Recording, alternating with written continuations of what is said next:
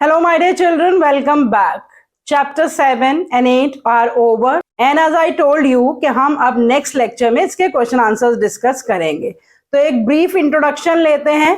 As per the sample paper 2023-24 दोनों chapters की जो combined weightage है वो आपको पहले ही पता है 20 नंबर की है.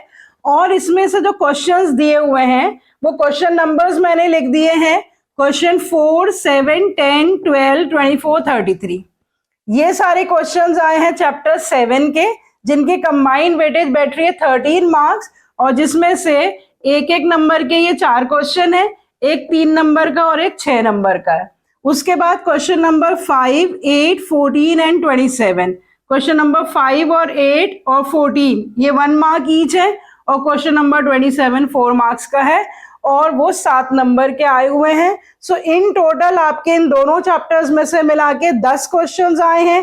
टोटल 34 क्वेश्चंस में से 10 क्वेश्चंस इन दोनों चैप्टर्स से आए हैं, क्योंकि वेटेज के हिसाब से ये बहुत ही इंपॉर्टेंट टॉपिक्स हैं, क्योंकि इनकी मैक्सिमम वेटेज है, दैट इज 20 मार्क्स. और मैंने यहाँ पर आपके लिए टॉपिक्स कवर्ड भी लिख दिए हैं कि इन क्वेश्चंस के थ्रू 1, 2, 3, 4, 5, 6 क्वेश्चंस आए हैं सोर्सेज ऑफ बिजनेस फाइनेंस से, और उसमें पब्लिक डिपॉजिट्स पे, प्रेफरेंस शेयर्स पे, डिबेंचर्स पे, रिटेन अर्निंग्स पे, ओन एंड बोरोड फंड्स पे और फाइनेंशियल रिक्वायरमेंट्स पे. इस तरह से इन टॉपिक्स पे क्वेश्चंस फ्रेम्ड हैं. और जो स्मॉल बिजनेस एंड एंटरप्रेन्योरशिप है उसमें से ट्रेडमार्क पे एक क्वेश्चन है, एनएसआईसी पे एक क्वेश्चन है, स्टार्टअप पे एक क्वेश्चन है, और एमएसएमईडी एक्ट पे एक क्वेश्चन है. तो ये टॉपिक्स आप अपने पास नोट कर लीजिए कि सैंपल पेपर में इन टॉपिक्स में से टोटल 10 क्वेश्चंस आए हैं दोनों चैप्टर्स के मिलाकर. और ये क्वेश्चंस क्या हैं, 1 मार्कर क्वेश्चंस में क्या क्या पूछा गया है, 3 मार्क्स और 4 मार्क्स और 6 मार्क्स के क्वेश्चंस को हमें कैसे अटेम्प्ट करना है, क्या आंसर लिखना है, तो ये सब मैं आपके साथ आज शेयर करूंगी. पेंसिल, कॉपी, पेन लेकर बैठिएगा, और जो टिप्स मैं देती जाऊंगी वो अपने पास नोट करते रहिएगा.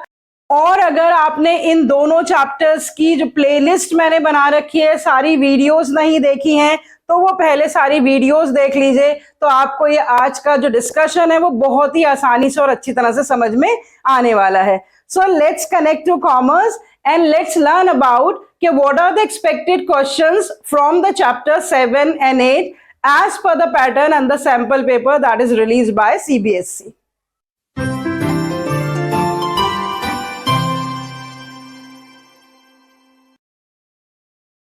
सबसे पहले बच्चों हम 1 मार्कर क्वेश्चंस डिस्कस करेंगे. दोनों चैप्टर्स के मिला के 1 मार्क के 7 क्वेश्चंस आए हैं इन दोनों चैप्टर्स में से. So look at question number 4. Identify the name of the agency which regulates the issue of public deposits. Options हैं RBI, CRISIL, SBI, Indian companies act 2013. So बहुत ही क्लियर ऑप्शन है जो हमने पब्लिक डिपॉजिट्स के फीचर्स में पढ़ भी रखी हैं, that RBI is the regulatory body that regulates the issue of public deposits. तो हमारा आंसर यहां पर क्या होगा, ए पार्ट आरबीआई. क्वेश्चन नंबर 5 देखिए, यहां पे एक इमेज दे रखी है नेस्ले की. Identify the concept highlighted in the picture. A patent, B copyright, C trademark and D geographical indication. हमने बहुत सारे इंटेलेक्चुअल प्रॉपर्टी राइट्स पढ़ रखे हैं, और हर एक प्रॉपर्टी राइट के बारे में वो किस तरह का प्रॉपर्टी राइट है ये भी पढ़ रखा है. तो यहाँ पे हमें एक ट्रेडमार्क दिख रहा है जो कि नेस्ले का ट्रेडमार्क है. तो हमारा आंसर क्या होगा, answer C trademark. Come to the next question, question number 7. Preference shares resemble dash as they bear the fix rate of return. Preference shares किससे रिजेंबल करते हैं क्योंकि उनका रेट ऑफ रिटर्न फिक्स होता है. ऑप्शंस दे रखी है इक्विटी शेयर्स से, B public deposits, C lease financing and D debentures. तो किसका रेट ऑफ इंटरेस्ट फिक्स्ड होता है इन चारों में से, डिबेंचर्स का रेट ऑफ इंटरेस्ट फिक्स्ड होता है. और हमने एक फीचर भी पढ़ रखा है प्रेफरेंस शेयर्स का कि उन्हें हाइब्रिड सिक्योरिटीज कहते हैं, क्योंकि उनका एक फीचर इक्विटी शेयर्स से मिलता जुलता होता है कि वो ओनरशिप कैपिटल रिप्रेजेंट करते हैं, और एक फीचर बोरोड फंड से रिप्रेजेंट करता है कि उनका रेट ऑफ इंटरेस्ट डिबेंचर्स की तरह फिक्स होता है। इसीलिए यहाँ पर ऑप्शन क्या आएगा कि preference shares resemble debentures as they bear the fix rate of return, so the answer is D. Come to next question, question number 8। Read the statements carefully and choose the correct alternative. यहाँ पे दो alternatives दे रखे हैं, दो statements दे रखी हैं। दोनों statements पहले आपके लिए पढ़ देती हूँ, आप भी ध्यान से देखिए। Statement 1, NSIC was set up in 1955 with a view to promote the growth of small business units in the country. Statement 2, NSIC fails to carry forward its mission to assist small enterprises. यहाँ पर options दे रखी हैं। Statement 1 is true and statement 2 is false. Second option है statement 2 is true and statement 1 is false. Third option है दोनों ही statements true हैं और फोर्थ ऑप्शन है दोनों ही स्टेटमेंट्स फॉल्स हैं। तो बच्चों NSIC कब सेटअप हुई थी ये भी मैंने आपसे डिस्कस कर रखा है। तो जो स्टेटमेंट 1 है वो करेक्ट स्टेटमेंट है कि NSIC 1955 में ही सेटअप हुई थी और उसका पर्पस क्या था, to foster the growth of small business in the country. लेकिन सेकंड स्टेटमेंट में दे रखा है कि NSIC फेल हो गई to carry forward its mission and to assist the small enterprises. Definitely this is not a correct statement क्योंकि NSIC fail नहीं हुई है। तो यहाँ पर हमारी स्टेटमेंट 1 करेक्ट है और स्टेटमेंट 2 जो है वो रॉन्ग है। तो हमारा कौन सा ऑप्शन यहाँ पे करेक्ट बैठता है, option A, which says that statement 1 is true and statement 2 is false. Come to question number 10. Public issue of debentures requires to be rated by a credit rating agency like. यहाँ पे 4 agencies के नाम दे रखे हैं, उसमें से हमें credit rating agency select करनी है। ए पार्ट है NSIC, बी पार्ट है ICICI, सी पार्ट है DIC और डी पार्ट है क्रिसिल। इसमें से हमें साफ दिखाई दे रहा है कि इसमें से क्रिसिल जो है वो क्रेडिट रेटिंग एजेंसी है। तो हमारा आंसर होगा answer D, that is CRISIL. Question number 12, fill in the blank है। Dash out of these is a source of self financing of a public company. 4 sources दे रखे हैं, lease financing, factoring, retained earnings and public deposits. बिल्कुल clear cut answer है that self-financing means the retained earnings. So here is the answer C, that is the retained earnings. 1 mark ka last question, question number 14. The notification is issued by the Ministry of Commerce and Industry which define the meaning of startups on dash. तो यहाँ पर 4 dates दे रखी हैं बच्चों। ए part में February 17, 2017, February 16, 2017, February 15, 2017 and February 17, 2018. So if you remember, when I defined the startup according to the Ministry of Commerce and Industry, I mentioned the date also, and the date is February 17th, 2017. So here is the correct answer, is answer A. Now let's move on to the 3 mark question. That is only one question from this volume. Question number 24. I'm reading a question. It is a small case study and after the case study there are 2 parts. A part में पूछा है the 2 types of funds on the basis of ownership are being discussed above. Identify and explain them. मतलब जब हम ये lines पढ़ेंगे तो हमें इसमें ओनरशिप फंड्स ढूंढने हैं और उनको आइडेंटिफाई करके एक्सप्लेन करना है। सेकेंड पार्ट है also state any 2 differences between the types of funds identified in part ए। ठीक है, तो जो फंड्स हम आइडेंटिफाई करेंगे पार्ट ए में उन्हीं के बीच में हमें डिफरेंस भी बताना है। तो ये 3 ही नंबर का क्वेश्चन है बच्चों। इसका मतलब इसके जो आइडेंटिफाई करने हैं वो 1 मार्क का होगा और जो बी पार्ट है उससे रिलेटेड उनको डिफरेंस बिटवीन का जो पार्ट है वो 2 नंबर का होगा। तो अब हम पहले केस स्टडी रीड कर लेते हैं। Rasik had aspired to start the Thai food restaurant from his childhood. On completing his education, he shared his childhood dream with his father. Therefore, they decided to approach a nearby bank for obtaining loan. जहां पर भी आपको keyword समझ में आया आप साथ साथ अंडरलाइन करते रहेंगे, obtaining loan. His father's foremost concern was to raise the finance for the business as his savings would be sufficient for starting the business. तो यहाँ पर दो तरह के सोर्सेस की बात हो रही है। एक सोर्स जो है वो obtaining a loan from the bank है और दूसरा सोर्स है सेविंग्स। तो एक फंड हो गया ओन फंड्स और दूसरा हो गया बोरोड फंड्स। तो आप आंसर ए कैसे लिखेंगे? That the two types of funds on the basis of ownership our own funds and borrowed funds. आधा आधा नंबर आपको दोनों फंड्स को मेंशन करने का मिल जाएगा, 1 मार्क। फिर आप लिखेंगे answer B, the two differences between the own funds and the borrowed funds are explained as follows। फिर आप कोई दो बेसिस लेंगे, मैं आपके साथ स्क्रीन पे शेयर भी कर रही हूं कि किस तरह से आप डिफरेंस देंगे ओन फंड्स और बोरोड फंड्स का।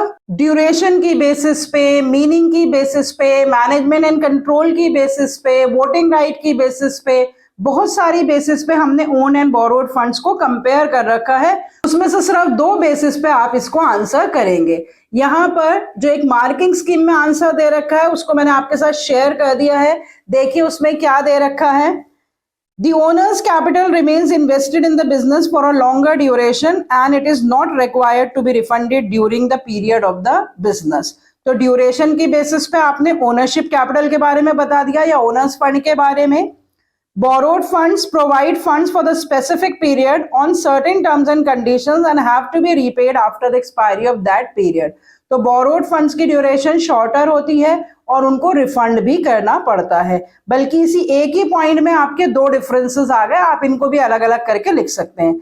सेकेंड पॉइंट देखिए, such capital forms the basis on which owners acquire their right of control of management. So ownership funds have the right of control and management and borrowed funds में the providers of these funds do not acquire any right of control of management। so जो borrowed funds के providers होते हैं they are not the owners of the company but जो owners fund के providers होते हैं they are the owners of the company। तो status की basis पे आप इनको difference कर सकते हैं।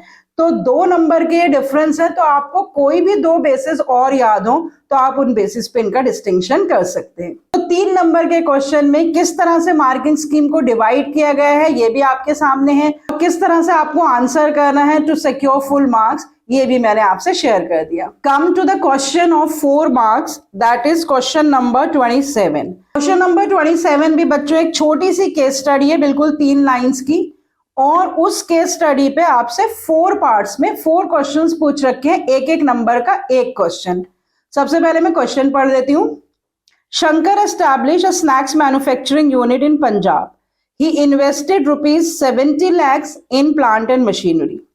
He has decided to allocate 10% of the profits for education and the health needs of the employees and their family members। अब इसके क्वेश्चंस देख लेते हैं। ए part, Name the act of industries applicable on the above manufacturing unit। यहाँ एक small manufacturing unit की बात हो रही है जिसमें सिर्फ 70 लाख रुपए शंकर ने प्लांट एंड मशीनरी में इन्वेस्ट करे हैं। तो आपको याद होगा small micro and medium enterprises से रिलेटेड हमने एक एक्ट किया था जिस एक्ट का नाम क्या था? MSMED act, micro small medium enterprises development act 2006। तो बस उस एक्ट का नाम लिखना है, तो आपका आंसर ए होगा MSMED act 2006। Question B, identify the category in which Shankar business will be placed as per the act. तो जब हमने MSMED एक्ट के हिसाब से सर्विस इंडस्ट्री की और मैन्युफैक्चरिंग इंडस्ट्री की इन्वेस्टमेंट लिमिट्स पढ़ी थी, तो माइक्रो की लिमिट थी 25 लाख तक की, 25 लाख से 5 करोड़ तक की स्मॉल एंटरप्राइजेस की, और 5 करोड़ से 10 करोड़ तक की लिमिट थी मीडियम एंटरप्राइजेस की। तो यहाँ पर हमसे जब कैटेगरी पूछी है शंकर की तो डेफिनेटली 25 लाख से ज्यादा है और 5 करोड़ से कम है, तो यहाँ पर कैटेगरी आएगी शंकर की स्मॉल एंटरप्राइजेस। फिर उसी से रिलेटेड क्वेश्चन थर्ड भी है, C part, state the maximum investment limit of the category in which the Shankar's business has been placed. तो मैक्सिमम लिमिट जो है वो 5 करोड़ है, तो आप सीधा आंसर सी लिख देंगे 5 करोड़। डी क्वेश्चन है, enumerate the name and maximum investment limit of one more category other than in which the Shankar business has been placed. तो शंकर का बिजनेस तो आ गया स्मॉल एंटरप्राइज में, उसके अलावा एक और कैटेगरी में या तो आप माइक्रो लिख सकते हैं या आप मीडियम लिख सकते हैं। अगर आप माइक्रो लिखेंगे तो उसकी इन्वेस्टमेंट लिमिट 25 लाख लिखेंगे, और अगर आप मीडियम लिखेंगे तो उसकी इन्वेस्टमेंट लिमिट 10 करोड़ लिखेंगे। तो बच्चों ये 4 नंबर का क्वेश्चन आपको सिंपली 4 वर्ड्स में या 4 लाइंस में ही बताना है। एक एक नंबर हर एक पार्ट का है। A part MSMED act 2006, B part small enterprises, C part 5 crore and D part कोई भी एक और एंटरप्राइज लिख के micro 25 lakh, medium 10 crore. So I hope this question was very straightforward, और अगर आपको अच्छे से वो डेफिनेशन याद है तो आप बहुत ही आसानी से इसे आंसर कर सकते हैं। Come to the last question, that is the question for 6 marks, that is question number 33. That is again a very small case study which has 2 parts. Part A, identify and explain the 2 types of capital requirements specified above by quoting the lines from the case. तो देखो इसमें जिन words पे आपको ध्यान देना है, एक है आइडेंटिफाई, एक है एक्सप्लेन और एक है कोट द लाइंस, और उस सब के साथ आपको 2 टाइप्स ऑफ कैपिटल रिक्वायरमेंट्स बतानी है। हमने 2 ही तरह की कैपिटल रिक्वायरमेंट्स कर रखी है, fix capital requirements and working capital requirements, और वो हमें अगर केस नहीं भी दिया होता तब भी पता थी, लेकिन हम क्वेश्चन पढ़ लेते हैं। KEL India Limited is manufacturing laptops in India. It is enjoying buoyant demand for its product because economic growth is about 7 to 8%, due to which the demand for the laptop is growing in the market. It is estimated that the company will require about 6,000 crores to set up the plant and about 50 crores for power, fuel and operations of the new plant. 2 तरह की requirements है। 6,000 crore company को चाहिए plant को startup करने के लिए, setup करने के लिए। तो जो बिजनेस स्टार्ट करने की रिक्वायरमेंट्स होती हैं to be invested in the fixed assets, उनको हम कहते हैं फिक्स कैपिटल रिक्वायरमेंट्स, और जो बिजनेस को चलाने की डे टू डे एक्टिविटीज के लिए जो रिक्वायरमेंट्स होती हैं उनको हम कहते हैं वर्किंग कैपिटल रिक्वायरमेंट्स। तो इन दोनों लाइनों से यहाँ से फिक्स कैपिटल और वर्किंग कैपिटल रिक्वायरमेंट्स आपको आइडेंटिफाई करनी है। तो यहाँ पर आप टेबुलर फॉर्म में करेंगे। एक्चुअली तो मार्किंग स्कीम में तो स्ट्रेट फॉरवर्ड ही दे रखा है, लेकिन मैं पहले भी आपसे डिस्कस कर चुकी हूँ कि आप इसको कैसे आंसर करेंगे। आप एक कॉलम में फाइनेंशियल रिक्वायरमेंट्स लिख देंगे, दूसरे कॉलम में उनको लाइंस को कोट कर देंगे, और तीसरे कॉलम में आप उन्हें स्टेट कर देंगे, या 2-2 पॉइंट्स उनके बारे में बता देंगे, क्योंकि यहाँ पे वर्ड एक्सप्लेन है, स्टेट नहीं है। तो सबसे पहले आप लिखेंगे the 2 types of capital requirements specified and their quoted lines and their explanation is as follows. तो फर्स्ट कॉलम में आप रिक्वायरमेंट्स के बारे में बताएंगे, that is the fix capital requirements. उसके साथ ही आप कोटेड लाइंस में आप क्या लिखेंगे, company require 6,000 crore to start up the plant, ये उसकी कोटेड लाइन हो गई।